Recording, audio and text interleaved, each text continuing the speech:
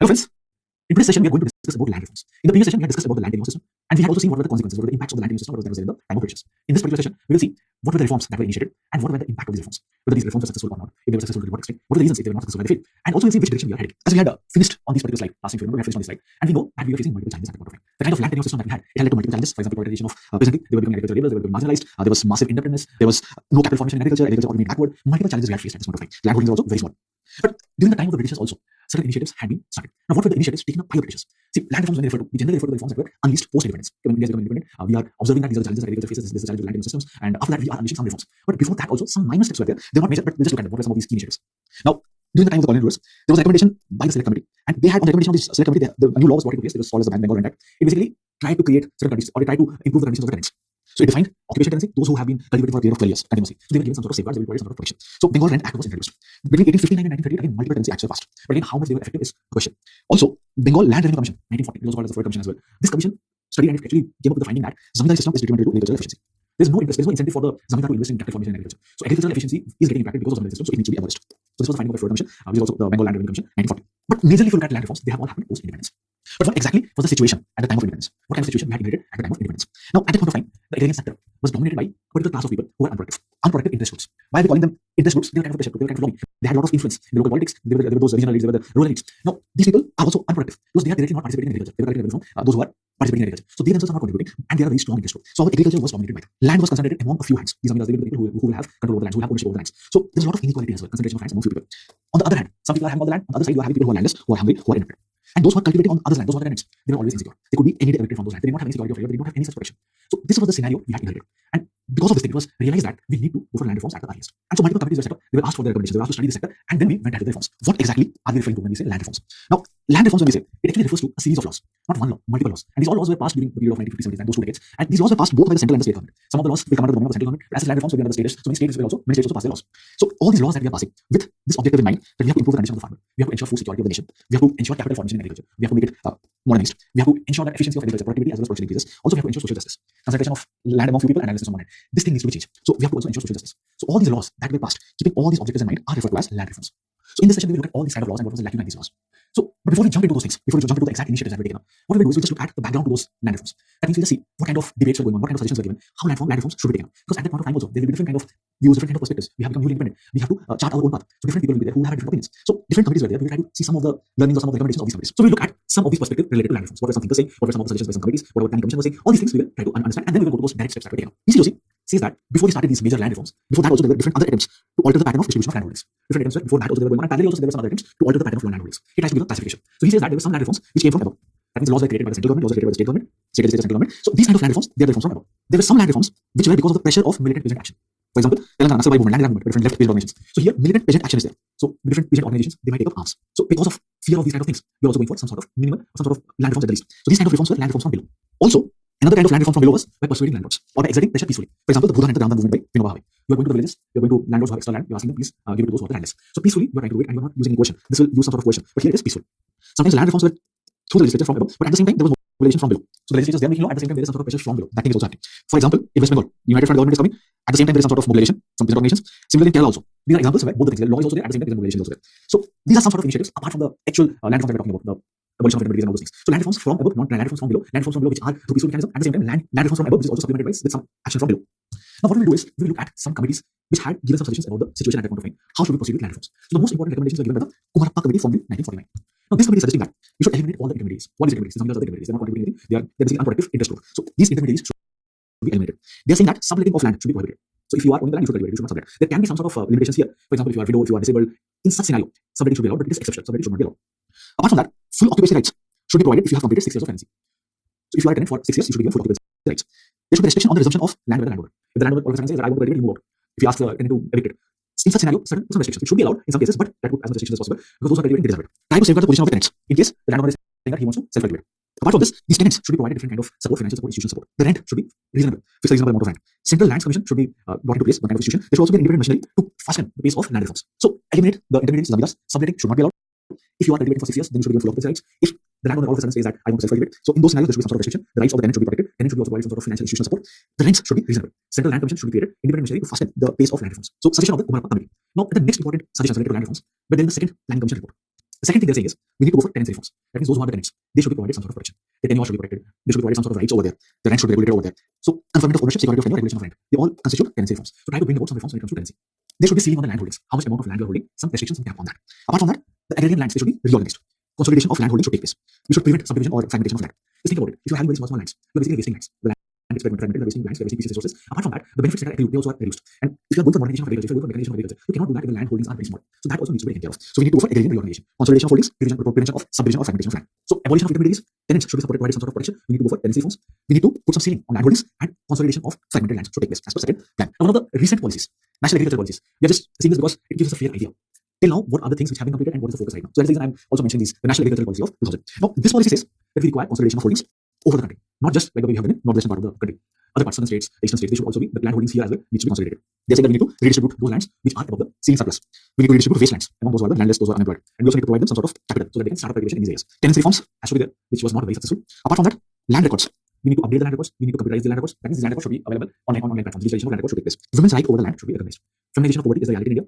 And one of the reasons why feminization of poverty is women don't have access to assets. Women do not own assets. So we have to recognize women's right over the lands. So these are some recent suggestions. The suggestions of the past we have seen, and these are some of the recent suggestions. Now what we will do is we will look at some of the major steps taken. Till now we have been looking at the recommendations. Recommendations does not necessarily mean that they have been implemented. So we will look at some of the initiatives which were taken up, some of the policy suggestions which got converted into action.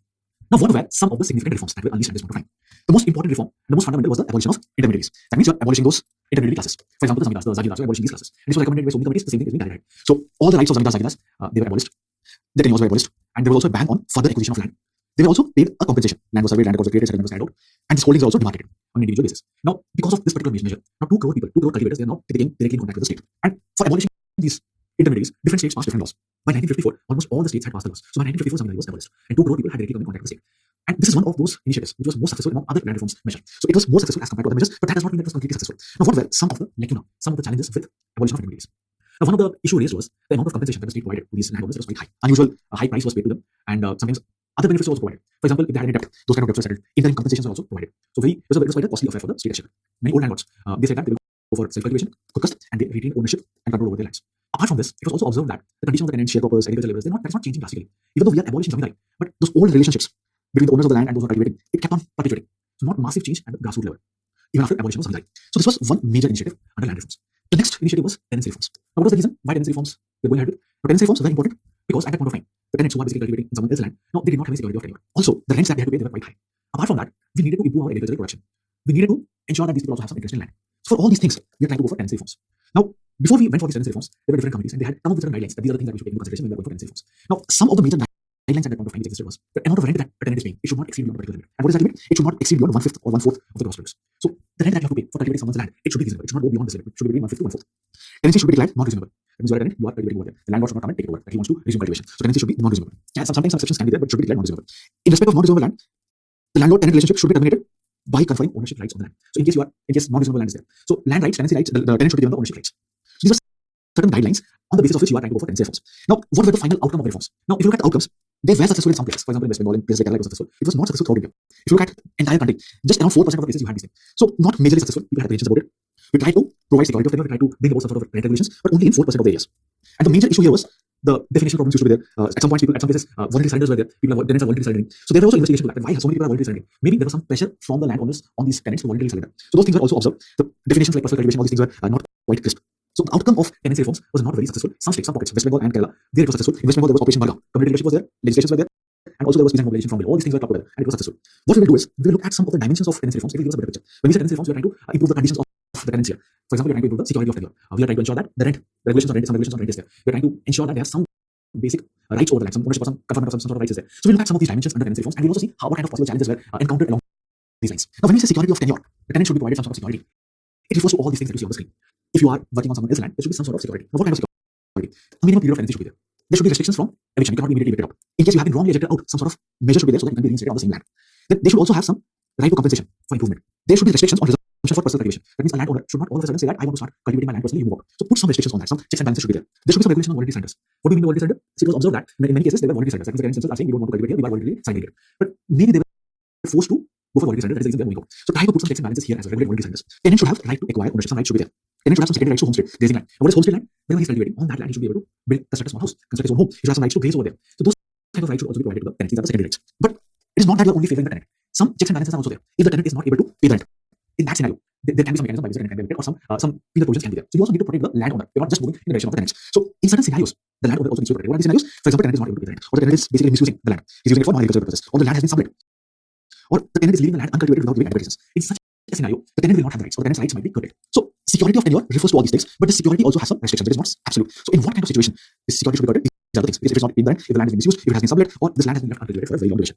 When it comes to regulation of land, different laws were passed, and we also saw the outcome. Now, when you are going for regulating the land in a particular place, when you are trying to pass legislation to regulate the land, we need to have some prerequisites in place. We should have those mechanisms by which we can do some computations. We should have that administrative machinery. What can be some of the prerequisites if you are trying to regulate the land? We need to have a impartial, effective administrative machinery, and this machinery should be able to compute what should be the ideal rent. We should have a foolproof system for recording contracts, for observing contracts. We should have a mechanism by which rights and obligations should be known and respected. Then only all these rent regulations can be enforced.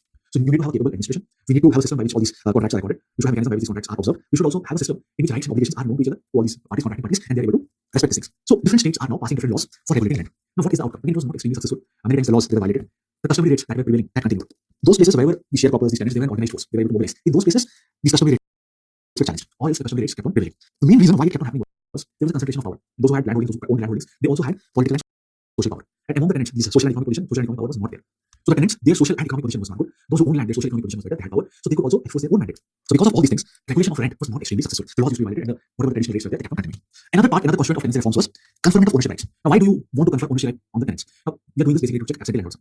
So that is the reason tenants should be provided ownership rights to curtail absentee landlordism. Now, there was a committee, Congress Agrarian Reforms Committee, had already discussed this. Now, it had also given some recommendations when it comes to conferment of ownership rights. Now, they are saying that the tenants, they should have the right of preemption. That means they should have the first option to purchase the land. They should also have the right of voluntary purchase of land whenever the tenant can. The tenant has the capacity to purchase the land, they should have the right to purchase it. Apart from that, if you are bringing out federal laws, if appropriate legislations are brought into place, in that case, through those appropriate legislations, tenants should be conferred with ownership rights. So conferment of ownership rights on the tenancy lands, on the tenant, as per appropriate legislation. So if you are cultivating on a particular land, you should be given ownership of that land if appropriate legislations are brought into place. So they had suggested this, but different states are also trying to do this, but there were multiple challenges that were encountered. What were the major challenges? The first thing here, many of these laws that we are having, they themselves will have different deficiencies. They themselves will have multiple loopholes which can be taken off. Apart from that, for all these things to materialize, we need to have land records. We don't even have land records. Apart from this, we need to have a strong administrative machinery. Sometimes it was found that administrative machinery was handled with the dominant class in that region. There is generally interlocking of lease, labor, and credit markets. From whom you have taken the land on lease, from that person you are also taking the credit. So all these things are interlinked together. So because of that also, this conferment of ownership rights is not that a success. So till now, we have seen two major land reforms. First was the abolition of intermediaries, second was the tenancy reform. The third thing was land ceiling and redistribution of land holdings. What do we mean by this? Now, land ceiling laws are enacted. That you can have land till this point of time, till this limit. Beyond that, you have to give it to the state. And the state will again redistribute these land holdings, whatever it has selected, to those who require it, those who are landless. So land ceiling laws were passed in different parts of the state. Now, what was the status of this particular reform? Now, this reform was also not very effective. If you look at the period 1969-1974, when this particular period is ending, so somewhere around 9.6 lakh hectares of land were obtained as a surplus land, and around 6.4 lakh hectares were redistributed to those who required it. And if you look at the total cultivable area in India, it is around 142 million hectares. So out of 142 million hectares, this is a very small amount. Again, these kind of things were successful in very few places. West Bengal, Kashmir, Assam were those places where this was successful to some extent. By 1997, 2.3 million hectares were identified as surplus, and 2.09 were distributed to some 5.5 million people. Out of 142 cultivable area, only 2.3 million were identified as surplus. So not much successful. Now, what is the reason why this particular kind of land reform was not successful? One major issue here was people used to challenge this in the court. So frequent litigations are there. Many times there will be nexus, collusion between the landlord and administrative politicians. They're all connected together. Also, when you are taking the surplus land, the state had to provide compensation. Many states did not have sufficient funds for this compensation. Politicians themselves were not willing to take much action here. Political will was also lacking in some states. Also, sometimes what was observed was the surplus that was simply provided used to be inferior quality land, so it was again of no use. So identification of surplus beyond the land ceiling was not very successful. So if it is not successful, the land redistribution of land will also not be a success. Another reform that was suggested was reorganization of land and consolidation of land holdings. Now, what is the issue here? What is the issue that's trying to address? Now, the land holdings, they were very small in case of India. Not only are they small, they are also fragmented. Here you have one land holding, here you have one land holding, here again another land holding, in between someone else is having this land. So land holdings were small, they were fragmented, and the population is increasing. The people who are in agriculture, the number of people who are in agriculture is also increasing at a very fast rate. So this will again become smaller over generations. So this was a challenge. And if you are having these small land holdings, if you are having fragmented land holdings, you cannot have mechanization of agriculture. You cannot improve agricultural production. So it becomes very difficult. For providing different services to agriculture, that also becomes difficult. So production gets impacted. Application of different kind of common services, that also becomes difficult. So there was a movement towards reorganization and consolidation of land holding. It was being targeted through the cooperative sector. There was a cooperative movement for reorganization of land, for consolidating these land holdings. But again, this was also not much successful. Very limited impact. Just 66 million hectares were consolidated. 66.1 million land, 1 million hectares of land were consolidated out of 142 million hectares of land. Which places it was successful? Places like Punjab, Haryana, and these are the places where green revolution also happened. So there was some interest of people here. Because for green revolution, you require these machinery, you require more technology, more inputs. So it was advantageous to go for consolidation of land holdings. That is the reason why it is also successful. What were the major roadblocks when it comes to consolidation? What were the major issues here? The small tenants and all these people, the small farmers, they were afraid, they were fearful that they might be displaced in the process. Also, if the land is fragmented, if there is any natural calamity, all the land, whatever you are owning, will not get impacted. Some will get impacted, some might not get impacted. So that is the advantage of land is fragmented. So now, if you are having one land, if there is natural calamity, the risks can increase. So there is some advantage whenever there is a calamity. Apart from that, there was always this fear that some sections will get benefited, some will not. Generally, the rich farmers, the big landowners, they are going to get benefited. The marginal ones, the small ones, will not get benefited. That is the reason people are also not willing to part away with their land. So this is again not a very successful land reform. Some other measures are also taken up. For example, upgradation of land records. Now, why these land records are important? Now, if land records are not there, it can be a hurdle for land reforms. How do you know whose land is this? So land records were not there. So different states are taking up these initiatives. In fact, at the level of the center also initiatives have been taken up, and it's still going on. For example, in the state of Karnataka, you have the Bhumi project. At the level of the center also, land record modernization program is going on. So very important for ensuring whose land it is. It can also be a mechanism by which you can check Benami transactions. It can also be a mechanism by which you can check those concealed properties. Another component of land reform was granting homestay rights. Now those who are cultivating on a particular land, they were given rights to construct their home. So you can construct home on the agricultural lands. The colonial laws had put some restrictions. So wherever you have cultivated, in that you can construct your own homes. So that is what homestay rights. That is also granted. Cooperative farming can also be considered as one of those measures under land reforms. Now, what is cooperative farming? What are the features of cooperative farming? How it is advantageous? And what was the final impact of cooperative farming? Now, what is cooperative? Cooperative are those organizations in which people come together, they join hands, and in this process they help each other out and they also help themselves. So self-help and mutual help is the underlying principle of cooperatives. So cooperative farming is also a mechanism by which the condition of farmers can be improved.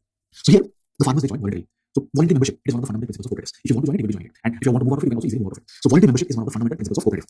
And the farmers here, they basically come together, they are retaining the ownership of their land, they pool in their resources, and the entire farm that is there is managed as one unit. They can also be democratic management. They can elect some member who can take the major policy decisions over there. So everyone's ownership of the land is retained, and the same thing, whatever benefits they are getting, it is equally shared. So those who are contributing more, who are working more, or who have provided more resources, they will get more benefits. So it can be advantageous. See, for example, this person has a land holding, another person has a land holding here, another person has a land holding here, fourth person has a land holding here. Now the land holdings are fragmented. They might not get the benefits of large scale farming, but once they are coming together, the entire land is more, and they can share the resources. So the cost of farming can be reduced, the cost of procuring inputs can be reduced. So they are getting the benefits of large scale farming. So this was the underlying principle of cooperative farming. So whatever benefits of large scale farming will be there, all these benefits will be provided to farmers through cooperative farming. And since you can see that the total area of 4 and the total area of 3 is more, so they should be getting more benefits because their contribution is more. So as per land contribution, as per your labor contribution, the benefits are also shared, and you also retain ownership over your own land. But again, cooperative farming also did not catch up. There was not much progress along these lines. In recent times, another kind of farming has been catching up, which is called the contract farming. Now, in contract farming, what happens is the farmers they enter into contractual agreements, arrangements with some industries, with some private players. For example, some farmers in Punjab they have agreements with Hindustan Liver. Hindustan Liver enters into these agreements, and these farmers have to cultivate tomatoes. And Hindustan Liver will give them assurance that we will purchase tomatoes from you, and this is the rate at which we are going to purchase. So farmers here they are protected from the price fluctuations. They know that they have this organization or this industry who's going to procure from them. So there is some sort of advantage that the farmers derive from these kind of contracts. Apart from that, there are some other benefits as well. For example, these organizations can provide them technical assistance. Also, farm productivity because of these technical assistance can also improve over a period of time, and which can indirectly raise the earnings of the farmer. The industries they might provide you some sort of technical inputs. They might give you some suggestions that these are the things that you can do. So your farm productivity is increasing. If it is increasing, your incomes can also increase. Also, there is an assured forward and backward linkage. Now, if there is no contract farming, the farmer does not know who you are going to sell. He can be taken for a ride by different kinds of intermediaries. But now, since the markets are there itself, the contracts have already been signed. You are having a forward linkage. Sometimes farm contracts can be signed for backward linkage as well. That can also protect the farmers. So farm productivity is increasing, yields are increasing, income of farmers is increasing. He's also protected from different kinds of fluctuations. So contract farming is also something which can be beneficial for the farmer. There was part of some land reforms that we have been initiating, some of the changes that we have taken up. You can also quote different examples here, some of the benefits. In your locality also you can find whether these things are being taken up. I give you an example, contract farming, Hindustan Liver and the farmers in Punjab, Haryana for tomato farming. And it was found that their incomes have increased drastically because of this usage of new kind of methods. So these are some of the land reforms that we have witnessed post-independence. We saw what were these reforms, what were some of the issues that they have faced. Now what we will do in one place, we'll see all the challenges that the land reforms processes have faced. So what have been the challenges to land reforms? The major challenge here, the traditional hierarchies, the caste hierarchies, the traditional settlements, they have continued, they have perpetuated. So it has been a hindrance to the land reform process. Many times the political will has been found to be lacking. Generally, those who are the political elites, generally they will be hand in glove with the traditional dominant caste, traditional dominant classes. So political will is also not there. The loopholes that have been there in the law have been exploited by the rich, and the worst part here is the legal definitions at some point of time they can be interpreted in multiple ways. They were ambiguous. So loopholes in law have been exploited, and the legal definitions they have not been crisp. Many times the burden of proof lied with the tenants when it comes to the tenancy laws, and they were not able to provide this kind of proof. There was a collusion between the bureaucrats and the rich farmers. So the administrative machinery it also did not work as it was expected. The judiciary also failed many times. They could not give time-bound judgments, and whenever there is delaying justice, justice delayed is justice denied. So judiciary is also failing people.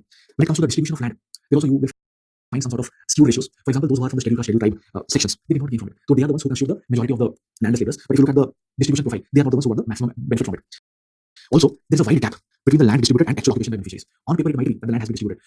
Whether those to whom the land has been distributed could occupy those lands is a question. Because many times a physical force was used to prevent these people from occupying those lands. Many times different litigations were also used. So because of that, people were not able to occupy these lands. Apart from that, Benami transactions were there, and it was very difficult to identify the Benami land. So Benami land identification was also a challenge. So these were the basic challenges to the land reforms process, which was unleashed post-independence. Traditional hierarchies, caste sentiments were existing. Political will was not there. Administrative will was not there. Judicial also failed us. There were loopholes in the law as well. The definitions were not crisp. Apart from that, if you look at the composition of people who got the benefit, scheduled tribe population, who are the bulk of the landless laborers, they are not getting the benefits. Benami land identification was not happening. So what is the final impact of land reforms? Some of the numbers on the screen, some of these numbers you can quote in your exam. So what is the final outcome of the land reform processes that we have unleashed? 2 crore people, 20 million people, because of abolition of the right, were directly linked with the state. Directly linked with the government. 6.707 million hectares of land was vested with the state. 12.42 million cultivators, they were conferred ownership rights on 6.32 million hectares of land. By 1998, 3.04 million hectares of land had been declared ceiling surplus. Around 30 lakh hectares of land. 2.15 million, around 21 million was also distributed to people who are landless.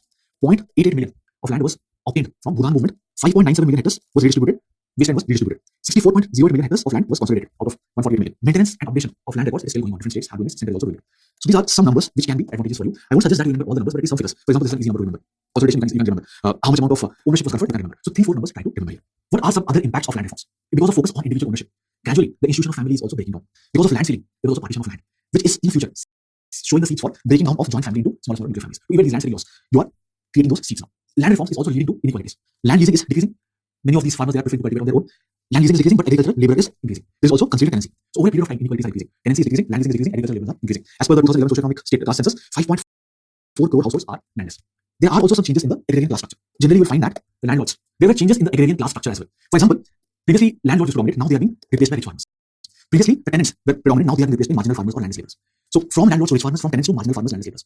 That is the change. Soya Hassan in a study finds out that backward classes share in the ownership also increased. 8% was the share of ownership of backward classes at the time of independence. By 1989, it was 38%. So initiation of breakdown of joint families institutions is starting.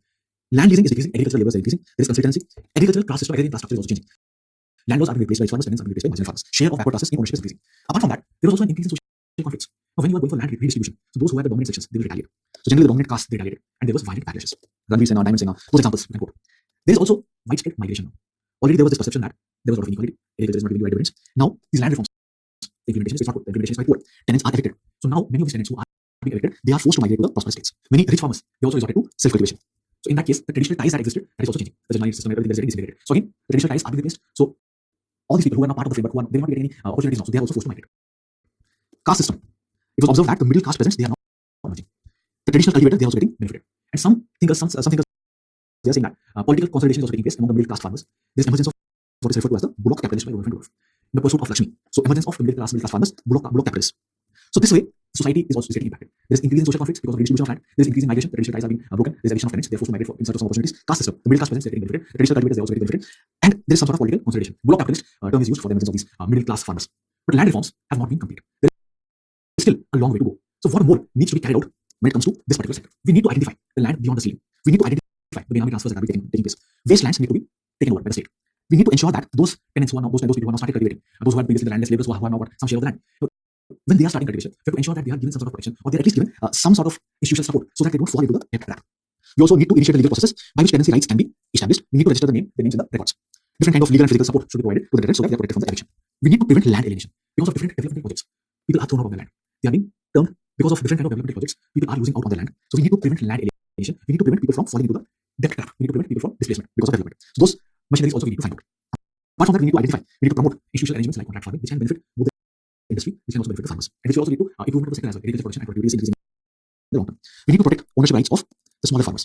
We need to ensure that they are getting better returns from the land. So in future, whatever land reforms we are having, we need to consider all these things. This is the unfinished agenda of the land reforms which needs to be carried forward.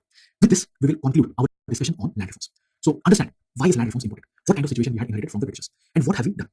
What kind of steps we have taken? And along all these lines, whatever reforms we unleashed, what challenges we faced, and what is the status? And in recent times, what new measures have been taken? For example, contract farming. What has been the impact of all these reforms, the numbers? What have been some of the impacts on the society? And finally, what is the unfinished agenda that needs to be taken up by the different state institutions? With this, we will conclude the session on land reforms. With this, we'll also conclude the session on rural and agrarian social structure.